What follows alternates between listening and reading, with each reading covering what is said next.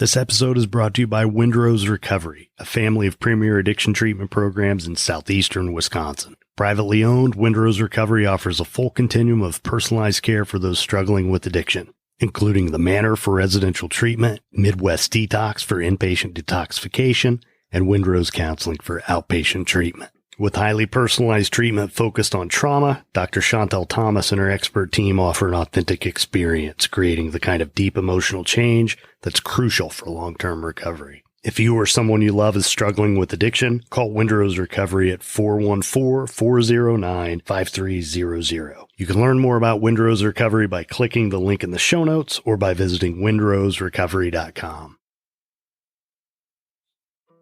Thank you for listening to The Path to Authenticity. My name's Tom Gentry. I think of this show as the opposite of small talk. You'll hear real conversations with real people who know who they are. We talk about what makes them who they are, how they became who they are, and how we might become truer expressions of who we are.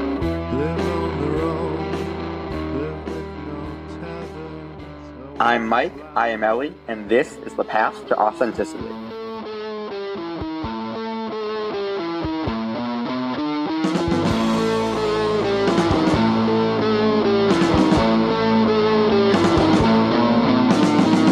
Nowhere to run, nothing to hide from the government's prying eye.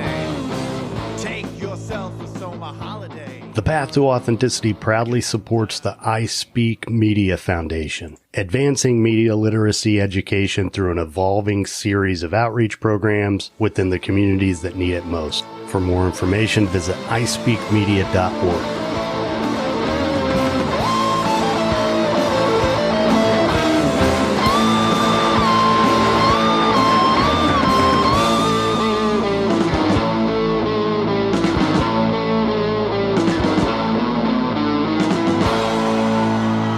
Your first time here, thanks for checking it out. If not, thanks for coming back. I'm Tom Gentry, and this is The Path to Authenticity.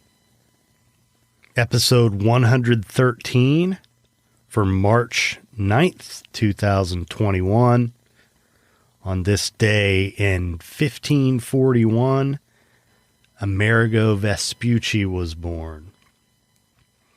In 1788, Connecticut became the fifth state in the United States. In 1796, Napoleon married Josephine in Paris. In 1824, Leland Stanford was born. In 1839, the French Academy of Science announced the advent of the daguerreotype. In 1841, the rebel slaves who'd seized the Spanish slave ship, the Amistad, in 1839, were freed by the Supreme Court despite Spanish demands for extradition. In 1862, the first and last battle between the ironclads, the USS Monitor, and the CSS Virginia ended in a draw. On this day in 1864, General Ulysses S. Grant was appointed Commander-in-Chief of the Union forces. In 1916, Pancho Villa led 1,500 horsemen on a raid of Columbus, New Mexico, killing 17 U.S. soldiers and citizens. On this day in 1918, Mickey Spillane was born. In 1930, jazz saxophonist Ornette Coleman was born. In 1934, the first man to orbit planet Earth, the Russian cosmonaut Yuri Gagarin, was born.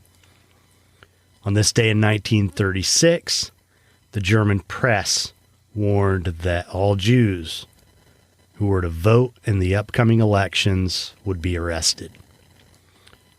Bobby Fischer was born on this day in 1943. In 1959, the Barbie doll was unveiled at a toy fair in New York City. In 1964, the first Ford Mustang rolled off the Ford assembly line in Detroit. In 1967, Joseph Stalin's daughter Svetlana defected to the United States. In 1968, General William Westmoreland asked for 206,000 more U.S. troops in Vietnam. And on this day in 1986, U.S. Navy divers found the crew compartment of the Space Shuttle Challenger, along with the remains of the astronauts. So this episode features a guy named Mike Iamele, and this conversation really got my wheels turning. I enjoyed it a lot. Just my kind of guy. Very thoughtful, kind, and just loved having him on the podcast. So hope you enjoy it. Mike Iamele.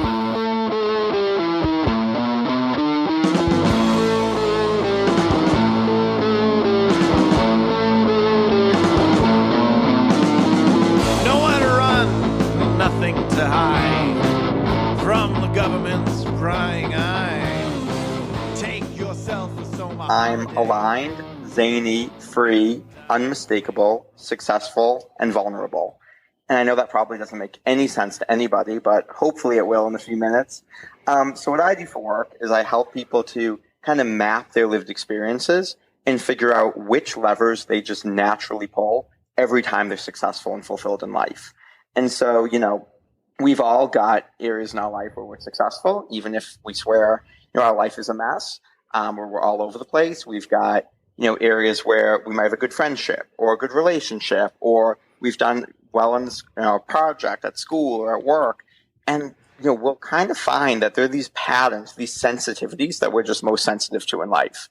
And so my work is really kind of going across the board, across moments of trauma, moments of success, moments of fulfillment, moments of despair, and figuring out what are those sensitivities? What are you most sensitive to?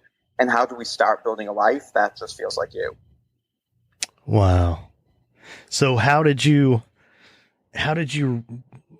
come to do this kind of work? Oh boy, this is a story. So, I was successful pretty early in life. I actually started a public relations agency when I was 22 years old. And I was working with a lot of, celebrities, healthcare politicians, some of the tech billionaires, those type of people. And I did that for a while. I really enjoyed my work.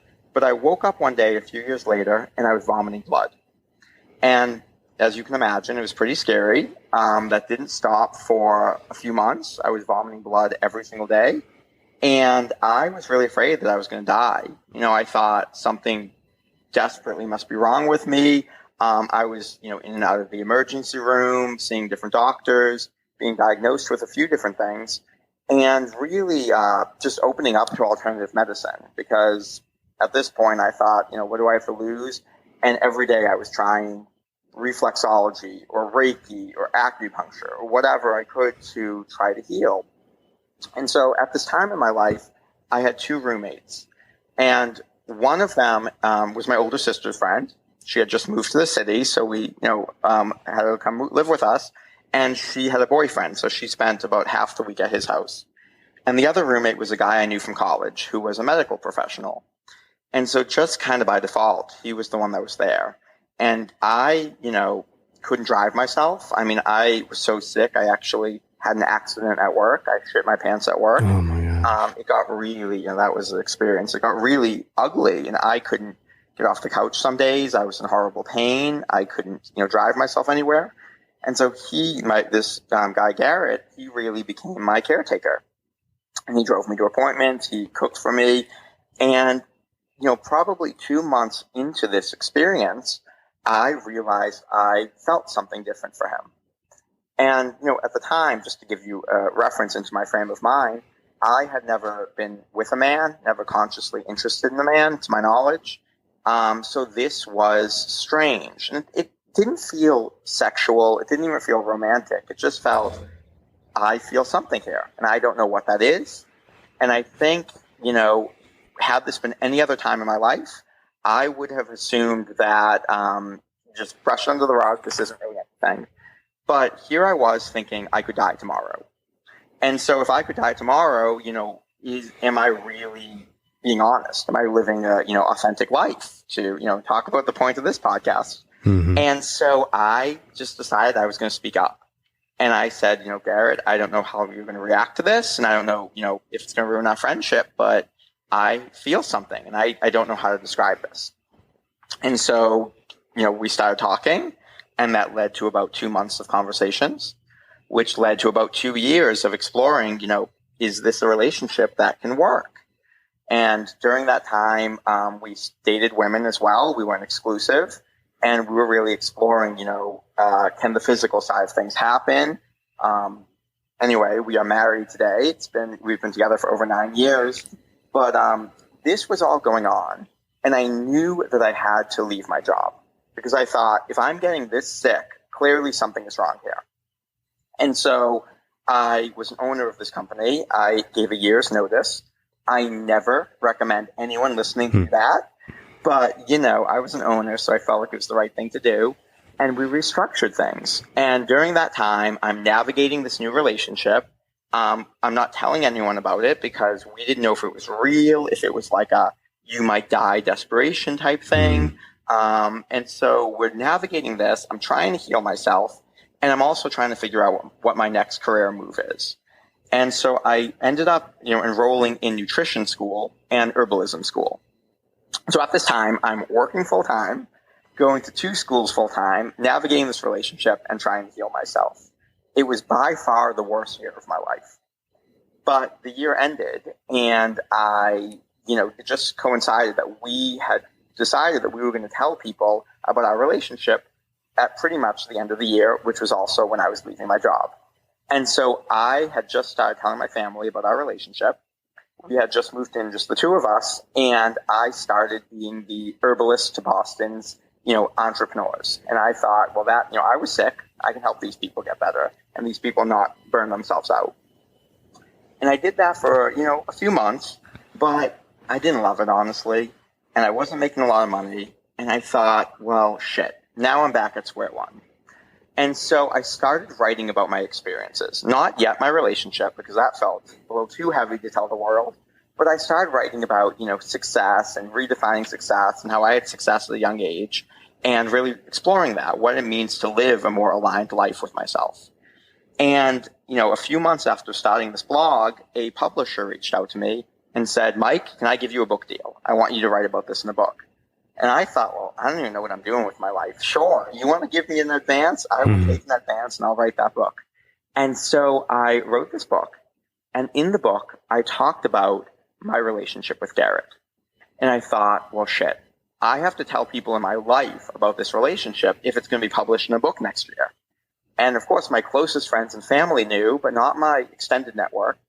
And so I wrote a blog post on my website, and I just said, I'm in this relationship. It's not something I expected. And at the time, a publication named Mind, Body, Green, I used to write for them. And they said, well, would you adapt what you wrote for your blog for our publication? So I said, okay, basically same post. I changed a few things, and I wrote it for them, and I went to bed that night. Well, the next morning I woke up, and 100,000 people had shared that post. 100,000 people shared it? Shared it. So millions, many millions had read this article at this point.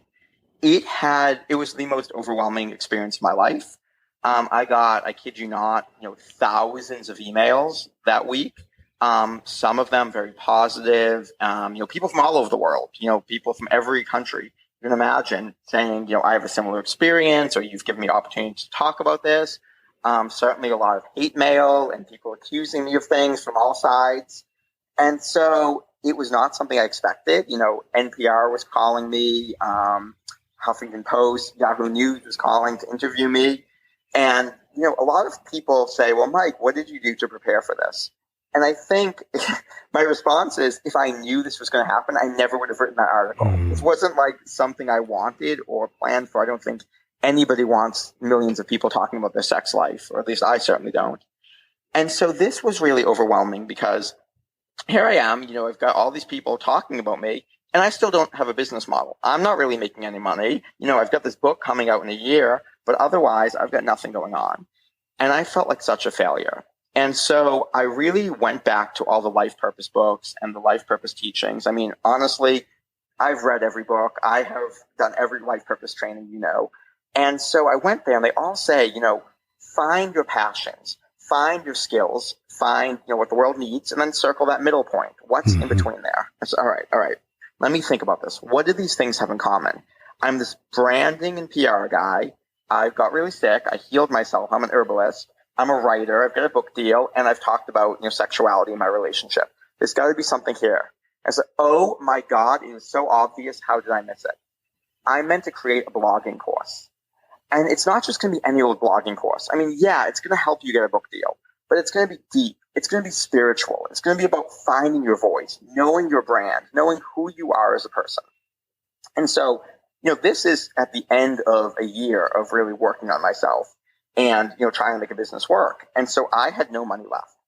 But I thought, you've got to go pro, they all say. Like, you got to put every dollar into this thing. And so I got the fancy lighting kit and a business partner and a microphone and, Facebook ads and web designer and the whole bit. And I put this thing out into the world. I spent thousands on this thing. I put it out into the world just sure this is going to take off. This is my golden ticket. And I think 5 people bought it. It was a colossal failure. I lost thousands of dollars on this. And I just thought, I'm done. I am so done. I put everything out into the world. I have millions of people talking about intimate things about my life, asking me invasive questions. I, am not making money. I don't know what to do. I feel like I took those chances. I took the big risks that the world told me to take, and it all failed. And I felt like such a failure that I was just going to give up. And I decided I was going to call my partners at my own company and see if I have a job at my own company. I don't even know if I have a job because I can't do this anymore. And so the day before I was planning on leaving, I decided to host what I called a failure celebration. And really the idea or the thinking around that was, I've done hard things that even put me in the path of failure. Like, I had to at least do something, take some risks to fail in the first place. And I want to celebrate that, I did those things. So yeah, I failed, but I failed for good reason. And it was really just to reclaim some dignity around this year. And so I went into a Facebook group I was a part of, full of a bunch of spiritual entrepreneurs. And I offered the one thing that I was confident in, the one thing I knew I was really good at, which is branding. And I offered to give, free branding sessions the entire day, 6 in a row, all day long. I had to literally stop sessions to pee. But I said, I don't even care. I'm just going to give everything I got because tomorrow I'm leaving and this is my failure celebration.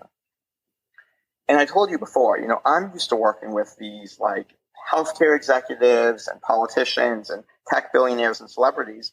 But these people were more like life coaches and therapists and artists and healers and all types of cool people. And every single one of them said to me that day some variation of, Mike, you didn't just tell me my brand, you explained my entire life purpose. Everything's starting to make sense. And so you can imagine, I'm sitting there what the fuck? That doesn't make sense. I don't know what you're talking about. You are crazy. That's not real. And I sat there and, I figured, what do I have to lose at this point?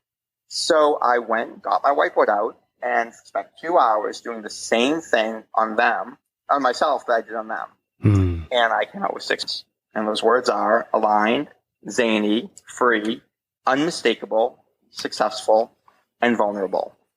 The words I said at the beginning. And it started to explain to me, oh my God, there was this click. I understand why my relationship felt good, why, PR was successful but not fulfilling, why this blogging course failed, why writing a blog was good but the book deal didn't feel as good.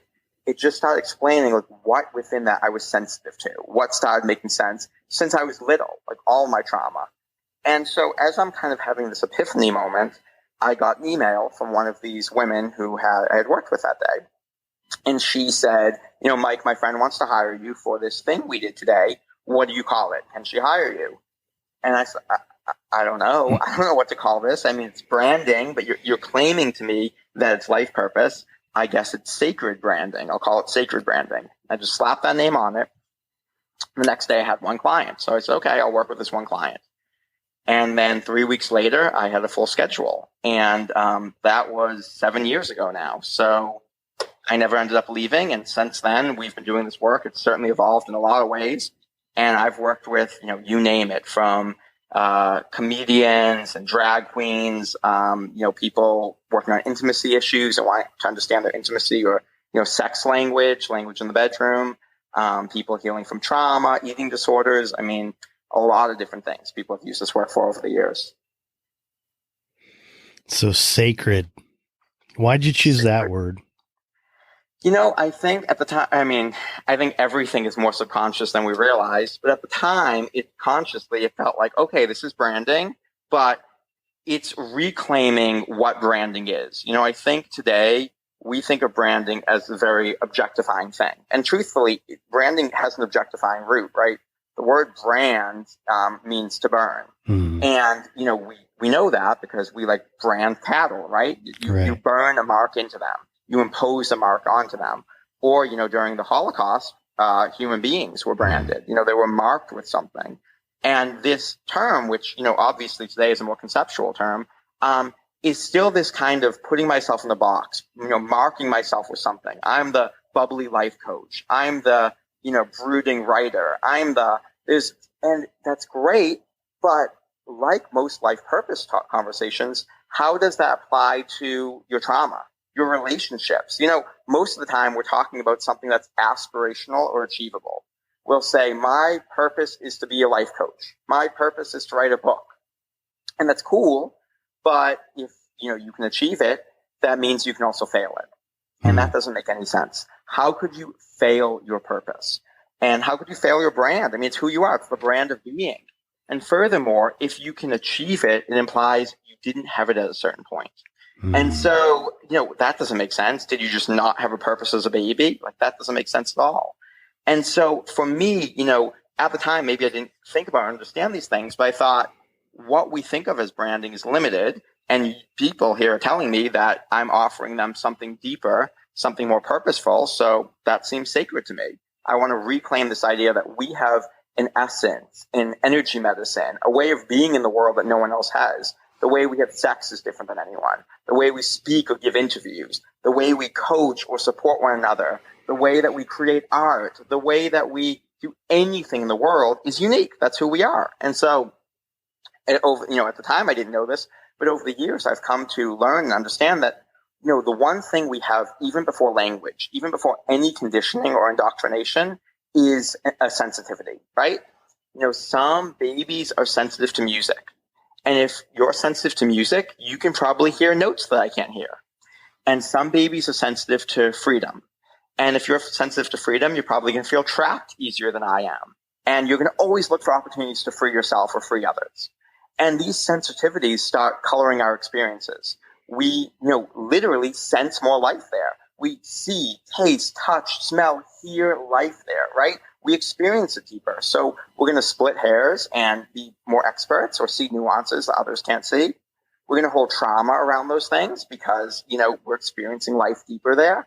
They're going to be a continuum on which we have the highest highs and lowest lows. And, that to me speaks a lot more to our brand of being or to our quote unquote purpose, because now what's purpose is more subjective. It's not, hey, my purpose is to be a life coach. It's the why, right? Mm-hmm. The word purpose means why. It's why does life coaching feel purposeful? Does it make you feel, to use my words, vulnerable or zany or free or unmistakable? The things that make you feel those things will always feel purposeful and fulfilling. And they're the things you're naturally best at. My relationships that make me feel those, my friendships that make me feel those will always be purposeful. My purpose isn't a container. It's the essence inside. And even if that container shatters, if I know the essence, I can go find a new container. If I lose a job, if I go through a divorce, if I lose a friendship, I can grieve those things, of course, but I can understand what I was getting out of it that made me feel so alive and find new ways to begin to feel those things. Yeah, I was having a conversation with someone yesterday, and I can't quite remember who it was with, but I was talking about how the whole question of who am I? Yeah. Which is something I've entertained a lot doing this podcast, and also in the reading that I'm doing, the spiritual sort of pursuits that I have. Mm-hmm. Most of the time when you ask people who they are, they almost invariably respond with what they do. Yes. Right. Right. And, you know, it's like you were saying, who I am is, it can't be taken away. Yeah. What I do can end. Mm-hmm. And it does. Or we don't accomplish it or whatever.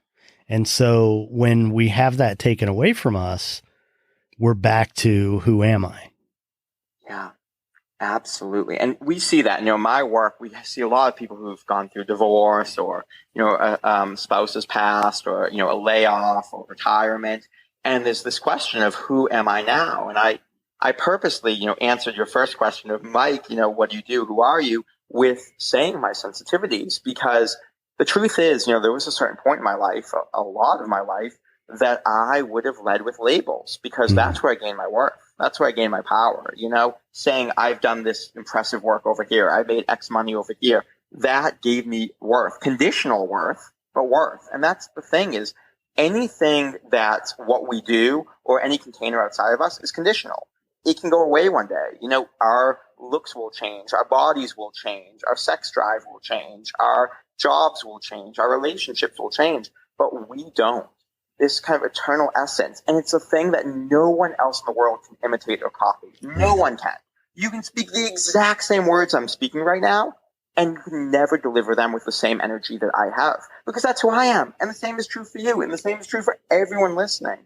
And I just think knowing that builds so much confidence, not unshakable confidence and not conditional confidence, because, you know, it's kind of, if I know who I am in, like, let's say sex, right? Like I teach a class, Discover Your Brand in Bed.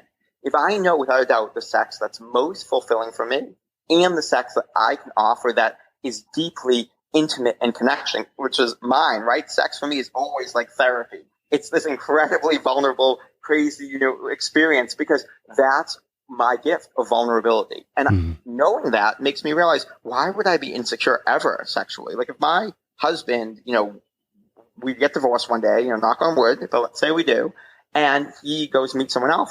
I hope they're a really lovely, wonderful person, but they can never have sex the way I can. Right. They can, you know, I used to, you know, speaking of this topic of sex and body image, I used to have a disempowered relationship with my body. So I didn't always feel that I was sexy and confident. And, you know, a few years ago, I thought, well, come on, Mike, you do this work. You should, you know, figure this one out. And I thought, all right, Mike, what with my body would make me feel vulnerable and zany and free? I thought, oh my gosh, dancing naked in front of the mirror. Oh, so man. Every day for a year, while the water was heating up, you know, for 2 minutes, before I got in that shower, I danced naked, vulnerably and zanily, freely dancing, and just looked at my body. And there were days where I didn't feel attractive. There were days where I, you know, didn't want to do it. But every day for a year, I did not miss a day. And then at the end of that year, it didn't even click for me that this was related. I booked my first boudoir photo session, and I had my first nude photos, and I didn't realize this was related. And I got those photos back, and I thought, okay, these are very private. They're for me, maybe my husband. Nobody's going to see these photos. I got those photos back. Oh my God, I've shared them with my mom. I posted them on the internet. I don't care who sees those photos, because I feel so sexy and confident. And what I realized is I know what I'm most sensitive to, and I know what my brand is, my essence. So if I get that, then leaning into that is what's going to make me feel confident. Anything else is going to be me trying to be someone else. And you never have to try to be yourself. If you're trying, it means you're being somebody else. So, you know, I've spent so much of my life building success by being somebody else, and then feeling my self-esteem plummet, because what I'm essentially telling myself is that I'm not good enough. The more success I get as someone else is saying, hey, you're not actually good enough. You've got to be someone else to be good enough. And counterintuitively, it makes you have less self-esteem to be more successful. And I finally realized I don't have to try. Being myself is like having coffee with a best friend. And hours fly by. and genius just spills out of you. And you're having so much fun, and you don't think, you don't try. You're not like, am I saying the right thing or doing the right thing, and all technical. But most of us don't have experiences like that in life. We have that one friend, and then we forget the thing that makes us so magnetic there, and we try to be someone else in business or someone else in relationships or someone else wherever because of conditioning. Right. And it's, for me, my path is really breaking those things down, helping people realize you want to be really successful in business, do the thing no one else can do in the world. Give that essence. And if you give it over and over again, you don't need buying 1,000 times. You don't need people to like your podcast and your website. You just need people to resonate once. Because if they resonate, it's all authentic. It's built on the same energy. And either they like you or they don't. And the people who don't like me, great. Go find the person that you do like. For the people that do like me, I'm always going to be myself. So you like me once, you can like me every time. You used the word conditioning. And as I'm listening to you, a couple times in my mind, I thought, but isn't it sad that so many of us are conditioned to be something other than who we are? Mm-hmm. If, our school system in this country is still designed for people who work on assembly lines. Yes. And the time of day that we get up in the morning when we eat our meals, it's all designed around making money for somebody else. Mm-hmm. Absolutely. It's something I've been like really sensitive to, especially in the last year. Just everything we do is based on so much. It can be based on what someone else wants from us. Yeah. What the expectations are. And it doesn't serve us always. It doesn't serve us. And then I think the way a lot of people make sense of that, reconcile that, is their lives are about their family. Yeah. Raising kids or whatever. Or maybe it's their partnership. But, what if that goes wrong? Then where are you? Thank you for so much for saying that, because, the thing about, family and relationships and job and putting all of our worth or fulfillment or happiness into one of those containers, which these are beautiful things. Of course, we want to feel fulfilled there. But the thing that putting it all in the one place is it's conditional. Mm-hmm. And of course, conditional and conditioning, come from that same root. It's something that our kids are going to, leave the home at one point. Our, families may change. We may get divorced. We may lose a job. Any of these things can be conditional. The power isn't in those things. The reason we're satisfied there is because who we are and what our needs are being met. And if we know those needs, those things can change and we can adapt because we're more fluid. We're the water inside the cup. You can pour that water from one cup to another without losing the essence. So sometimes it's not going to be the right cup anymore. Sometimes I've got to leave the house and I want to put my tea into a to-go cup. That's fine. I changed the container, but the essence doesn't actually change. And understanding that has been so pivotal for me because you're right. We have so much conditioning from society, what we should look like, what, is masculine or what men should do, what, is the right body type, what is the right, sex and sexuality, and all these things come up and it creates so much shame because we think we have shame praise dichotomy. We think, conditioning turns us into this is praiseworthy, that's shameful. Mm-hmm. So I'm going to hide the parts of myself society tells me is shameful. I'm going to, upplay the parts of me that society tells me is praiseworthy. And I never get to be myself, right? Mm-hmm. I'm being somebody else. And I'm saying, well, I get my worth in this job over here or taking care of my kids. But even that's conditional too, because that's going to change somewhere. Doesn't mean we don't want to have loving relationships. I hope we all do. But the reason it's so loving for me is because it's vulnerable and deep, because I feel free to be myself, because I can be unmistakable, because I can be zany and weird and playful. And people have told me all my life, Mike, you're too much. You're too emotional. You're too sensitive. You're too passionate. You're too loud. You're too intense. You're too much. And this is conditioning, right? I used to really shame myself and say, oh my God, if I were a little bit different, if I were not too much, not enough, then I would be better. And now I realize they're not talking about me. They're talking about the container. What they're saying is, you're too much for me to handle in this container. They're saying the container is too small. That nothing's wrong with me. If I had a gallon of water and I tried to pour it into a tiny little cup and it spilled all over the floor, I wouldn't scream at the water for being too much. I would get a bigger pot. And so that's us, right? That's life. If we know who we are and our sensitivities, we can start unpacking who we aren't. I always say you can't take out who you aren't unless you know who you are. But if we know that with conviction, I'll tell you one story. You're firing me up here. One story I've got that I think you'll like is I've experimented using my work with children just a little bit. And, years ago, when I was experimenting, my niece was the first person I used. She was 6 years old at the time. And so I did this work with her and, I adapted it. It only took me 20 minutes, not as long as I usually do, because kids, I knew I wouldn't have her attention that long. But one of the sensitivities we discovered was the word quiet. And I thought, that's interesting. And then she went off on her merry way. Well, a month later, my mom called me and said, oh my God, the most miraculous thing happened. I have to tell you. And I said, well, what is it? And she said, my niece was at kindergarten and a little girl at kindergarten was bullying her and was saying, you're shy and you're awkward and something's wrong with you. And my niece said, no, my uncle told me that I'm quiet. And that's one of my superpowers. That's what makes me different than anyone in the world. And I bet that you have superpowers too. You can just ask my uncle and he'll tell you your superpowers. Oh, man. That's I great. thought, how miraculous to start with yourself first. We're not fitting into those containers. We're saying we're the right thing and let's have containers that fit us. And I just think, what would my life have been like? What would my conditioning be like if I had that at 6 years old? Yeah. Yeah. Well, that's, those are the types of questions we have to ask ourselves to heal, right? Mm-hmm. Yeah.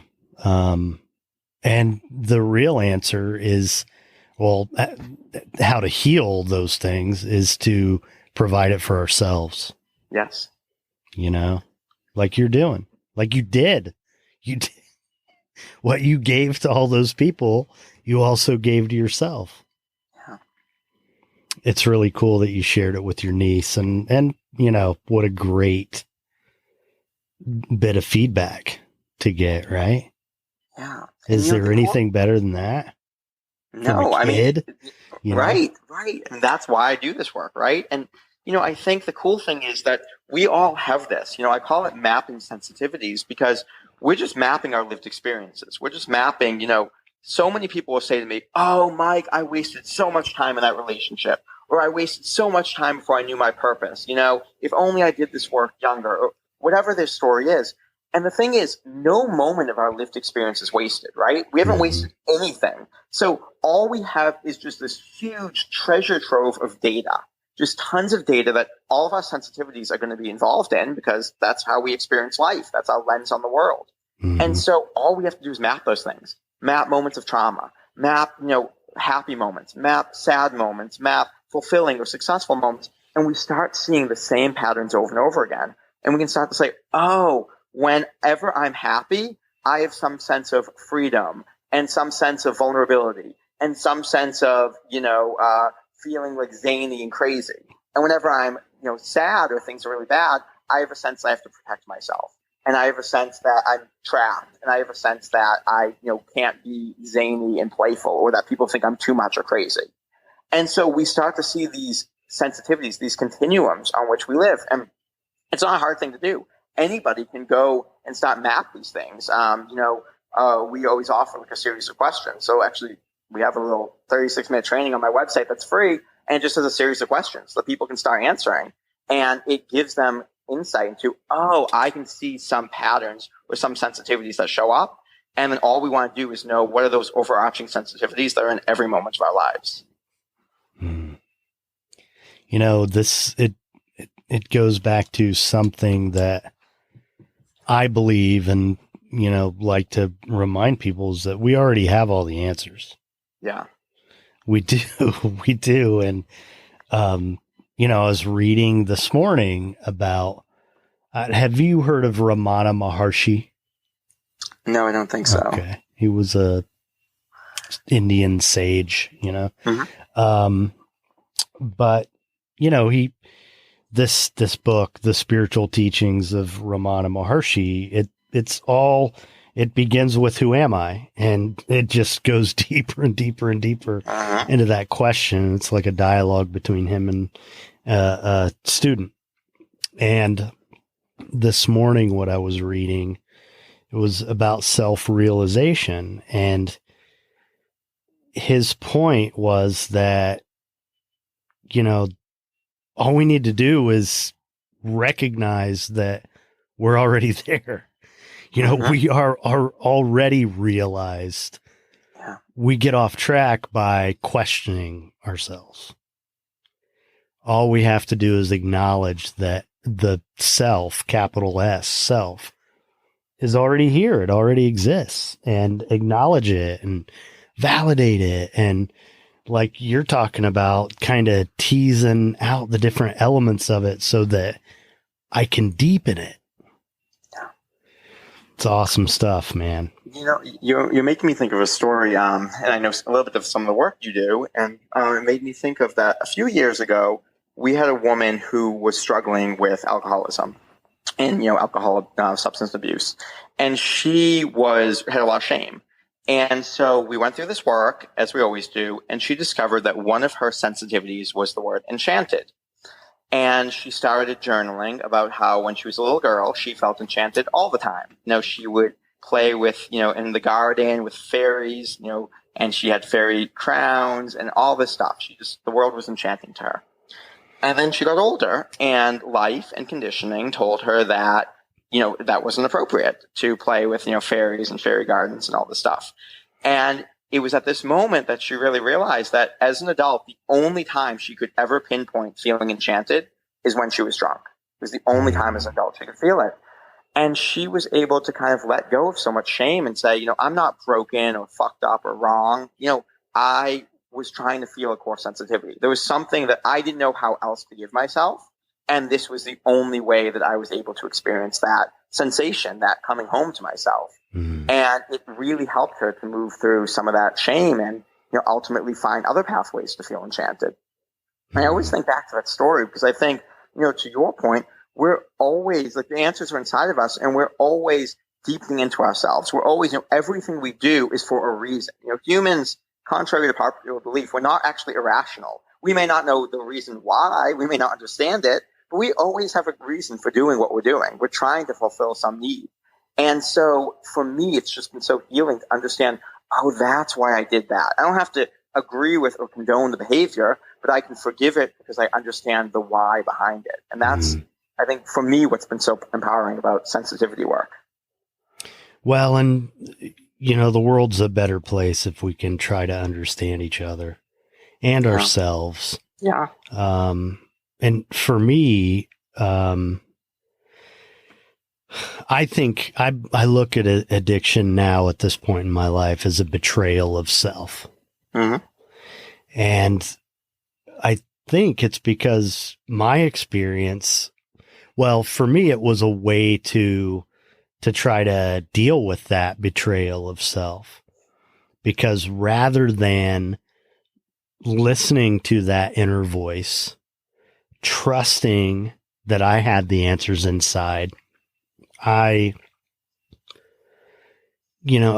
part of what I did was try to keep the favor of the people around me, family, hold on to the love that I had, not risk losing it. And I needed it. So I didn't have the ego strength or the self-esteem to say, screw you, I'm going to do whatever I want. And I'm going to be fine. I just didn't. Yeah. But, going through, this is why by the time I was 23, I almost drank myself to death. And, do I have a gene? I don't know.Maybe. Was I physiologically dependent on alcohol? Yeah. Did I like to drink? Yeah. But, I had no sense of meaning or purpose. And I felt lost. I felt stuck. I felt like, I was a kid. Yeah. How do I ever get out of this place where I'm stuck? I really thought everything feels so permanent at that age, especially when we're a little off track. We just think everything is so permanent, and that's how I felt. But I also knew when it came time for me to stop drinking, there were things I wanted to do, that I wanted to have meaning. I wanted to have purpose. And, one of the stories that I tell occasionally, I almost forget about this, but did you ever see the movie Mr. Holland's Opus? I have, yeah. Well, if you haven't seen that, if you're listening and you haven't seen that, go watch it. So long story short, I ended up in detox, right, at this treatment facility where I went. It was, my mom had to fly me to a rehab center in Florida where, which a lot of people go through, but when I got to this place and was dropped off, it's like midnight on a Saturday night, new surroundings. It's God knows what you're supposed to expect in an environment like this. I had no idea really what I was getting myself into. And it was an extraordinarily sad, painful time. So I wasn't exactly sleeping, and I get in there late this night, and it was long enough ago that, there were still VCRs and VHS tapes and movies rented from Blockbuster. And this overnight tech who's there says to me, "Hey, Tom, I rented a couple movies, for the clients tonight. If you want to watch one, we could do that." So, okay. Mr. Holland's Opus.